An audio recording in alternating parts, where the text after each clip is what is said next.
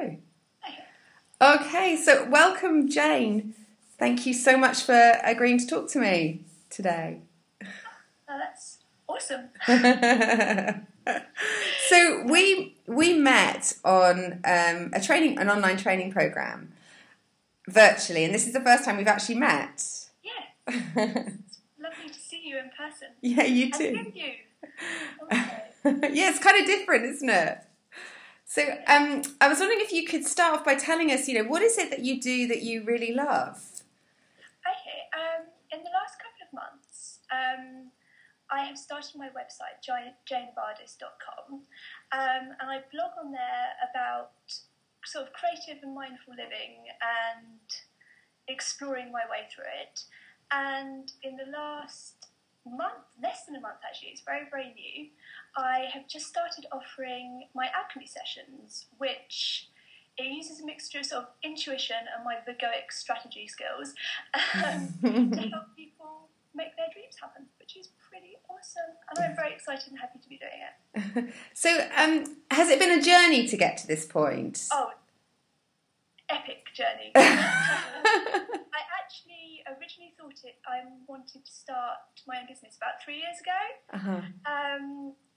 So it's been a journey that's taken in. At the time, I was actually living in China, so it took coming back from China, spending a lot of time learning about online and small business, doing a lot of internal work.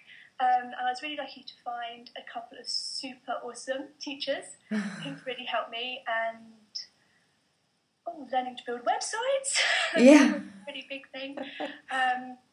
Yeah, that took a while. So it kind of feels like it's been in transition and building up, and now you're at that kind of launch phase. Yeah. It's very exciting to take something, because I'd actually been doing it for a while. Probably about a year actually before, a year, even longer. But like a sort of a little super secret thing that no one really knew about, and was just people just started turning up and being like, I really want to do this like big thing, and I don't know what to do, and it just sort of like grew from there. So I think what's interesting is the difference between having it as like a little super secret thing that like you're only like your inner circle really know about, and then being like, hello world, I'm doing this. And what was the kind of big thing? So we often kind of talk about edges, don't we? Like things that we have to cross over to get to that point. What was the kind of big stepping point for you? Or it doesn't need to be big, but what did you kind of have to work through? I think there were probably two really big things.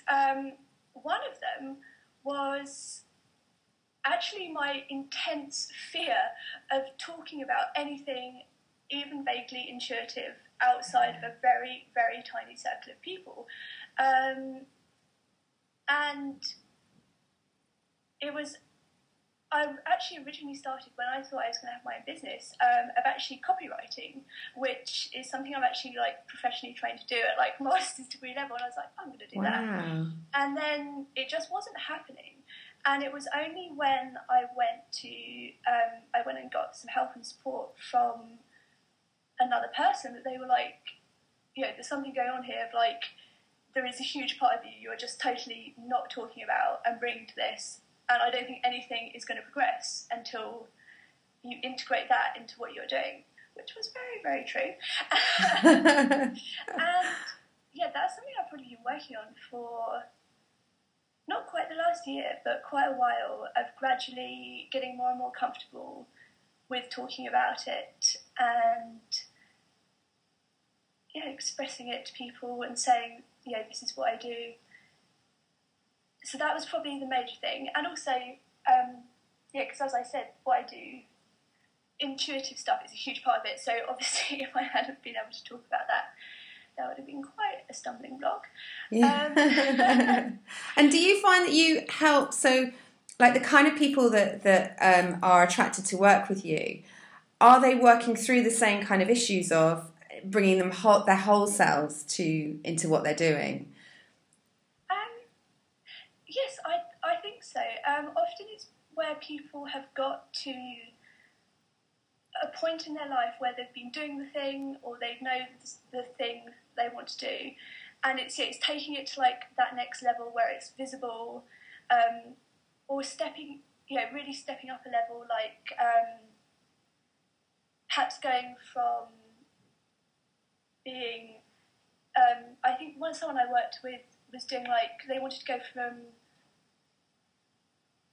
their photography was what their hobby was, to starting doing a big conceptual art project, and also totally changing their business into, not actually to being a photographer, but into a business where photography was a big part of it. Wow. It's interesting because I've heard it from other people where we find that we attract the people that have the similar challenges that we have at times. So, and I'm curious about what does doing this work give you? I think the first and very possibly rather self-centered thing is it enables me to bring like the whole of me to what I'm doing, which I've had various jobs and done things in the past where that's been true to a greater or lesser extent, but this is the first thing where it's been completely the whole of me, totally present. And the second thing is it just makes me really happy, which is good. I think the awesomeness of seeing how people's lives change and progress, and seeing people become way more confident in what they're doing, and sometimes going from not doing it at all, or from doing it but having it been this like tiny secret thing, to having it flowering, and seeing people's sort of ambitions and what they're aiming for and doing just completely soar. It's pretty awesome. I was like, I really ask for more. So, if you were to meet someone who's in that place of kind of struggling, and it's they feel like they're not bringing their whole self to the table, from where you are now, what kind of advice would you give them? The first advice would probably be to go and find a community or support, whether that's what you already have, because hopefully people may have, even if it's just one person already in your life that you feel confident or secure in sharing that, and possibly also going out and finding a community of people who are also doing what you're trying to do, whether it's through perhaps like an online group, or even I've seen, I'm also like a photographer, and I've seen a lot of people on sites like Flickr and Tumblr building up a community around them that gives them support, and somewhere that you can, where people will cheer you on as you make progress. I think that's one of the most helpful things for me. Yeah. That's fantastic. And so when you get to those points where it feels a bit challenging, I'm guessing that I know I have those points. What is it that kind of keeps you going and keeps you, motivated to just keep striving? I think first of all, giving myself heaps and heaps of permission, including sometimes actually making myself physical permission slips, to say, this is really hard right now, and it sucks, and right now I just feel like I'm really struggling, so that I'm not also struggling and then fighting myself to think that I shouldn't be struggling. And that definitely really helps. Again, this is where it's helpful for me to have community and support. I'm kind of ridiculously lucky, actually, in how many people I have cheering me on. So I will go to someone whether it's like my mum, my best friend, really good friends I've got online, and just be like, this, I could do with a little bit of support, and would you listen to me like whine for 5 minutes? And I generally find that that tends to get it out of my system. I also find going for a walk really helpful. That clears my head if we're blessed with sunshine, as we are today.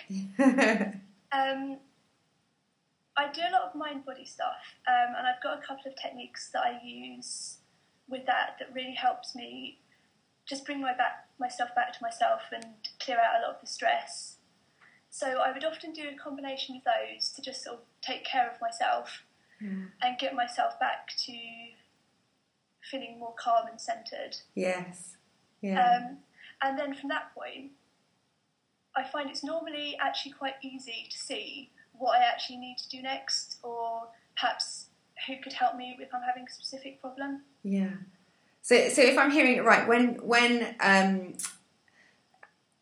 we're challenged, sometimes the temptation is to resist it, isn't it? And to say, I shouldn't feel this way. Why am I stupid? And you try and think your way out of it. But what you're doing is grounding yourself and getting back into your own sense of knowing. Yes. So that the next step becomes obvious. Yes. That's fantastic. So I know that you've got a new website launched, which is it janeofardis.com. Great. So if someone wanted to contact you, they'd just do that through your website? Yes, they can. I've got a nice little contact form on there, which people can send a message to me or comment on one of my blog posts or find me on Twitter, where I often am hanging out doing what I'm telling myself. It's very important social media activity. Possibly sometimes talking about my cats. Cats are important too. Very important. Yes. Well, Jane, thank you so much for your time today. I really appreciate it. It's great talking to you. Well, it's lovely to see you too, and it's nice to meet you virtually for the first time too. Yeah. Thank you.